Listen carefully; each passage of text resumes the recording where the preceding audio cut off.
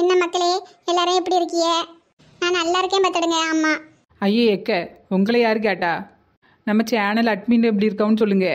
ஓ ஆமாம்ல, நாங்கள் வீட்டுக்கு வந்தாச்சு பார்த்துடுங்க. நாங்கள் இல்லை, நம்ம சேனல் அட்மின். அது என்னன்னு பார்த்தீங்கன்னா, டெலிவரிக்கு என்ன டேட் இருக்கு, அதனால நீங்கள் வீட்டுக்கு போயிட்டு வாங்க அப்படின்ட்டு அனுப்பி வச்சிட்டாவோ. சரி நம்ம நல்ல போடுன்ட்டு பையெல்லாம் தூக்கிட்டு போட்ட நைட்டியோட தூக்கிட்டு ஓடி வந்தாச்சு பார்த்துடுங்க. ஆமாம். ஏட்டி என்ன சொல்லுதா? போட்ட நைட்டியோட ஓடி வந்தியா? ஐயோ அந்த கொடுமையை ஏன் கேட்கிய ஸ்மெயிலியக்கா? என்ன பாடு, ஒரு வாரமாக வெளி உலகத்தை பார்க்காம எப்படா விடுவாவோன்ட்டு மூச்சு முட்டிலாம் போனாவோ. நீங்கள் வீட்டுக்கு விட்டா போதும் சாமின்ட்டு ஓடி வந்துட்டோம்ல. ஆமாம் எக்க, உங்கள் அனுபவத்தை நீங்கள் இந்த கதையில் சொல்லணுமே. ஐயோ அதை மறக்காமல் போடணுமே, இல்லாட்டி எனக்கு நெஞ்சு தாங்காது.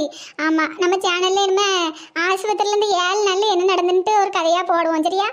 ஆமாட்டி, அதுவும் சரிதான். ஏன்னா எல்லாரும் கேட்டுகிட்டே இருந்தாவோ ஆச்சு எப்போ வீடியோ போடுவியன்ட்டு. அதனால் இந்த கதையை போட்டு விட்ரு. ஆமாக்கா. சரி மக்களே, நம்ம வீடியோவை மறக்காம பாருங்க. நம்ம ஆஸ்பத்திரியிலேருந்து வீட்டுக்கு வந்தாச்சு, அதை சொல்லலாம்னு தான் நாங்கள் 3 பேரும் இந்த மரத்துக்கடியில் வந்து உட்காந்தோம். ஆமாம், மற்றபடி நாங்கள் வெட்டி கதை பேசுறதுக்குலாம் வரல பார்த்துடுங்க. ஏன்னா நமக்கு வெட்டி கதை எப்படி பேசணும்னு தெரியாது. சரி வாங்க கதைக்குள்ள போவோமா? சரியான ஆளுக்கா நீங்க எல்லாரும்.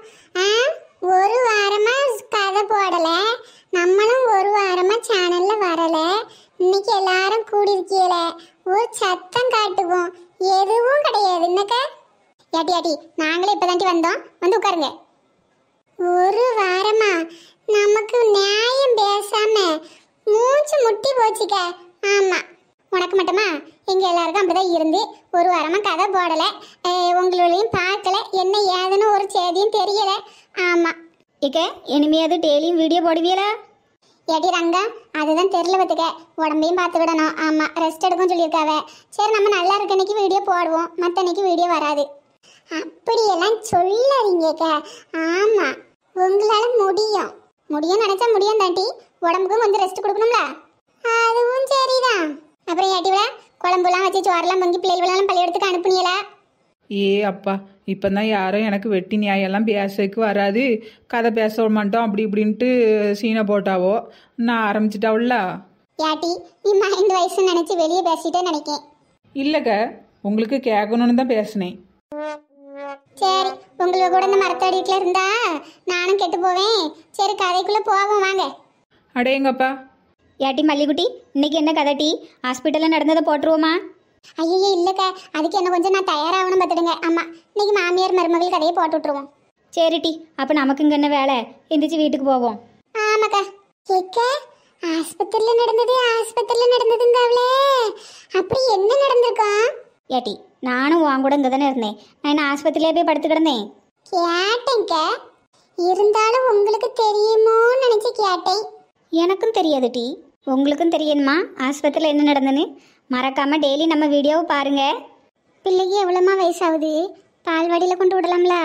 வீட்டில் சும்மா தானக்கா இருக்கோம், பிள்ளையை பார்த்துக்கிட்டத விட நமக்கு என்ன வேறு வேலை? அதான் சரி நம்ம கைக்குள்ளேயே இருக்கட்டுன்னு விட்டுட்டேன்.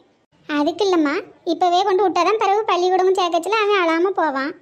2 வயசு தானக்கா ஆகுது, இன்னொரு 6 மாதம் போல் போகட்டு. சரி. இக்க, காலையில் முழுக்க உங்கள் வீட்டில் ஒரே சத்தமாக கேட்டுச்சே, ஏன்க்கா சண்டையை போட்டியே? அதானே, ஒருத்தர் வீட்டில் ஒன்றும் நடந்துடக்கூடாது, உடனே துக்கம் சரிக்கு வந்துடுவாளுவேன். ஏக்க, வேற ஒன்றும் இல்லைம்மா, எங்கள் அம்மா கிட்ட தான் எப்பயும் போல தான். அப்படியா?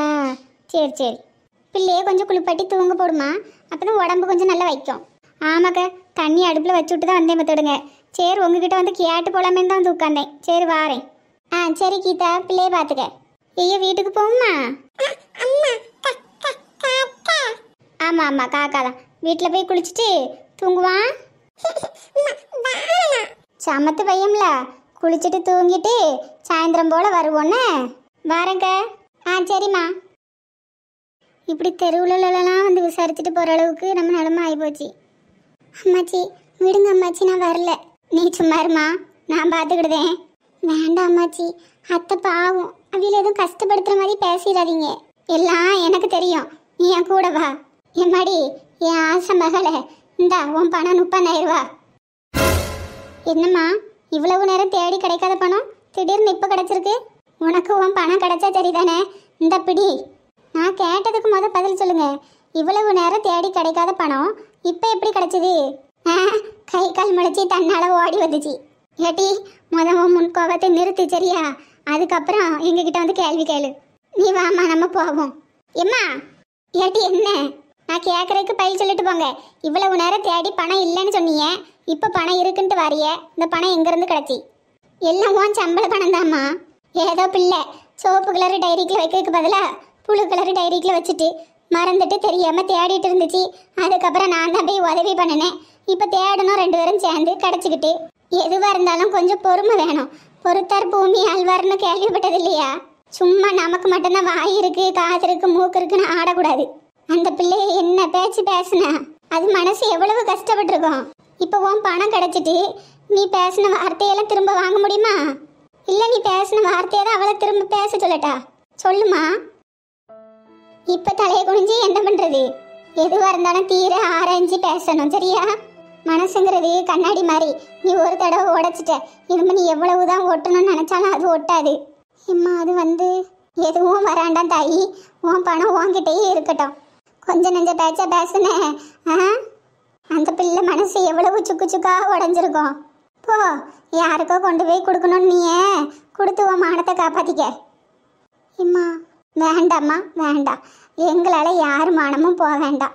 நீ போய் யாருக்கும் 10,000 ரூபா கொடுக்கணும்னு அல்லம்மா, போய் கொடுத்துட்டு வா. அதுக்கப்புறம் நம்ம பேசிக்கிடுவோம். நீ வாம்மா நம்ம போவோம். இம்மா எம்மா கொஞ்சம் நில்லு.